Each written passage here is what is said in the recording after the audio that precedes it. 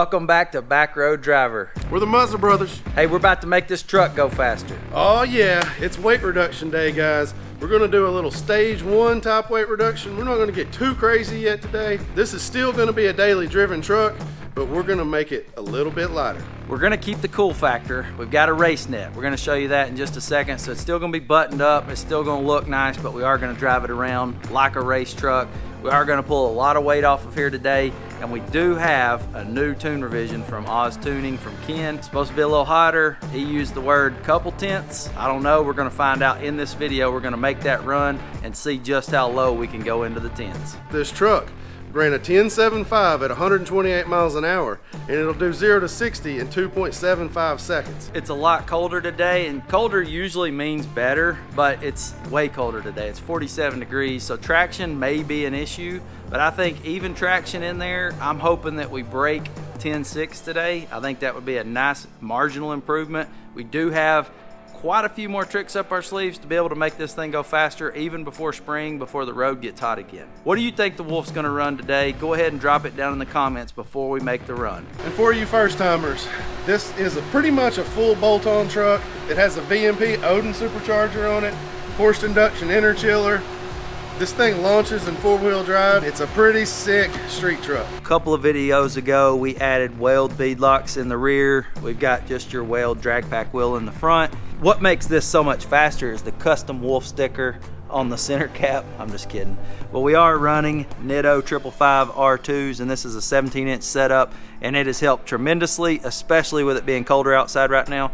Very sticky compound. You can see everything we ran over is sticking into the tire. It's really soft, and we are aired down to about 18 or 19 PSI. So let's talk some weight reduction. So this thing is already missing a spare tire.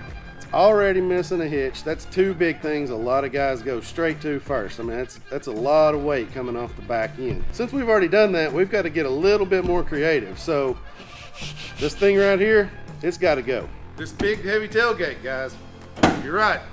It's got to go. I love this tailgate. Guys, I love this feature.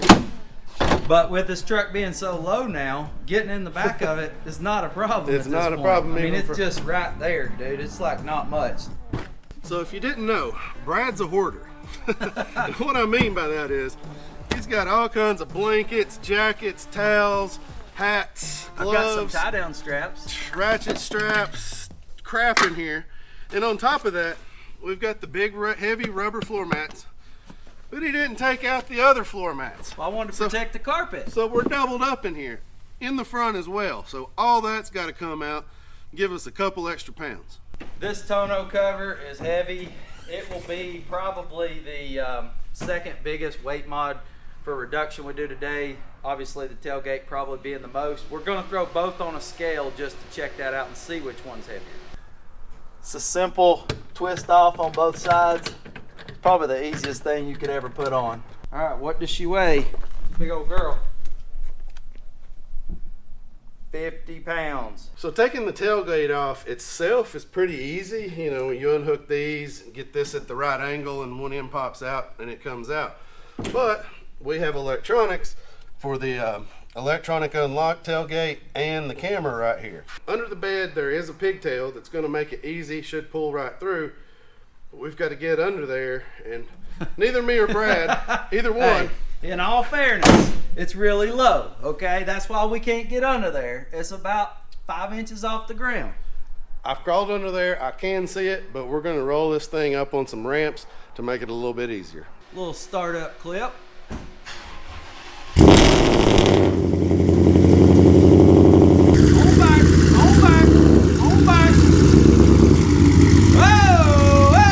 This is the pigtail that goes into the tailgate, so the connection is right here. I'm gonna undo that. I'm gonna feed this back through, and then I'm gonna twist tie the part that hangs down up and cover up that electrical connection in case we ever put this tailgate back on and make a, you know, like a yard work truck out of it again. Got it disconnected, so this will pull back through the truck, and then I've kind of bagged it. Just put a little bag over it and then twist tied it back to one of the, I guess the underside of the bed, and I'm gonna clip this thing off. Make it nice and neat. I just got a question. Who in the heck has been doing burnouts in my truck? That right there is 3/4 of an inch thick rubber.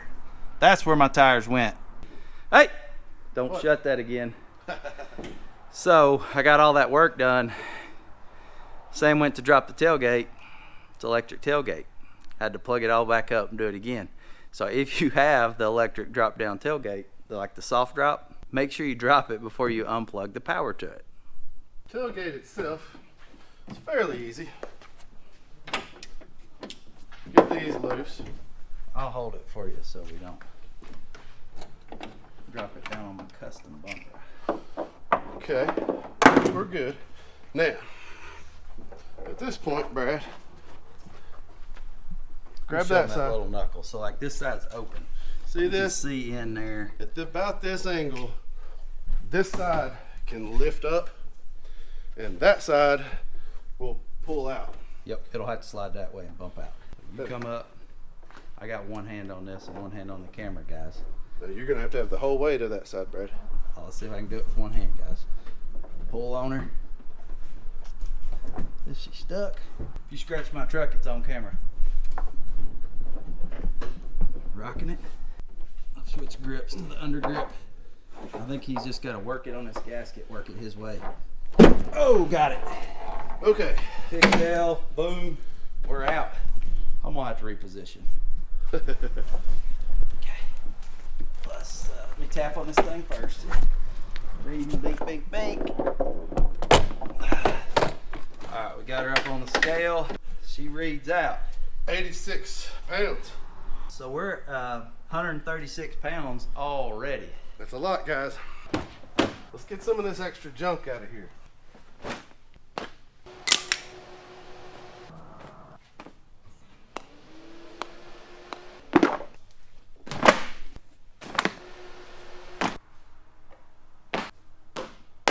And that's about, I'm gonna guess, 20 pounds of extra crap that he's been riding around and trying to race with. And he don't even play golf. Probably not gonna need these deluxe tie-down hooks for this next stage of the Wolf's life. It's about a pound a piece, so another 4 pounds. I mean, that's gotta count for something. All right, I know. So with the tailgate off, the tonneau cover off, it kind of looks stupid back here in the back. Got a fix for that. We have a deluxe lightweight cargo net. We even got a nice BD sticker coming for this thing. We'll have that on the next video, hopefully. But we're gonna put this on just to clean up the looks back here so it looks a little bit more like a truck, and because race nets go on race trucks. Time to grow up and take back road driver 47 times off the truck. I'm kind of feeling like a Roush truck at this point because I got my name on it like 78 times. And this is a major weight reduction as well. A lot of glue. Yeah, maybe. It's separating pretty bad. Looks bad. This was a terrible idea to do on a day when we're trying to make a drag race pull run video, because this is going to take like 2 hours to get off with the old goo gone. Real quick while Sam finishes up the race net, guys, we've still got a few more hats and BD Bolt shirts. We've got some BD Bolt decals on shopbackroaddriver.com. Help your boys out. And I will say, every time I wear this shirt and I go out and have a foot race with my son, I blow him away. I don't know if it's the shirt, it might be the hat. I wear this backwards a lot when we race, but I'm just saying, all this bolt stuff makes you just a little bit faster. Just over here drilling some holes and putting some screws in the side of Brad's truck. Got metal shavings all over. Guys, you just got to get comfortable being uncomfortable around here. We got this thing buttoned on pretty tight. Got a couple attachment points in here. Boom, boom, Pulled boom. up nice and tight. I guess there's only one thing left to do. Let's go to Mexico, boys!